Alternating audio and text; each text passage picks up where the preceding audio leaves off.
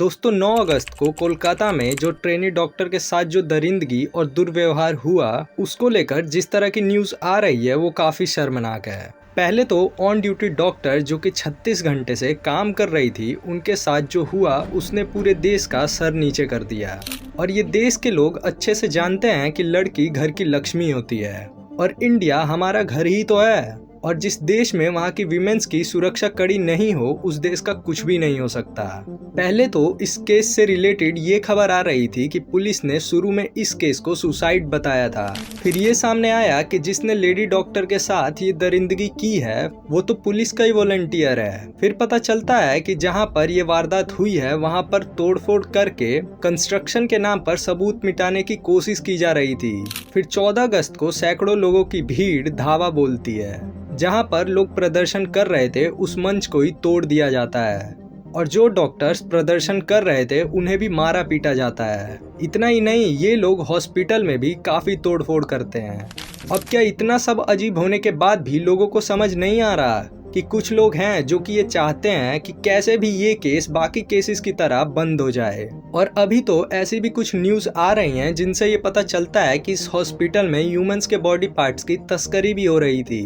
और सबसे हैरान करने वाली बात यह है कि जिस बंदे ने ये किया है उसको लोगों की सुरक्षा के लिए वहाँ अपॉइंट किया गया था।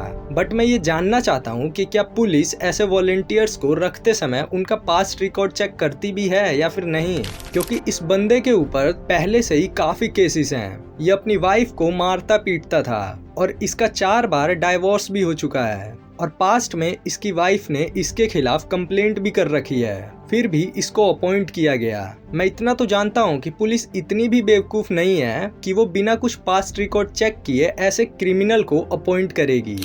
और ये जो हादसा हुआ है अगर आप इंडिया में ओवरऑल देखने जाओगे ऐसे टोटल केसेस को तो आप शॉक्ड हो जाओगे। हमारे देश में विमेंस को लेकर कितनी ज्यादा सुरक्षा है इसका अंदाजा आप इस बात से लगा सकते हो कि साल 2022 में ऐसे टोटल 31,000 केस रजिस्टर्ड हुए थे और ये रजिस्टर्ड केस की बात हो रही है। कई लोगों ने तो अपनी इज्जत खोने के डर से कंप्लेंट भी नहीं किया होगा।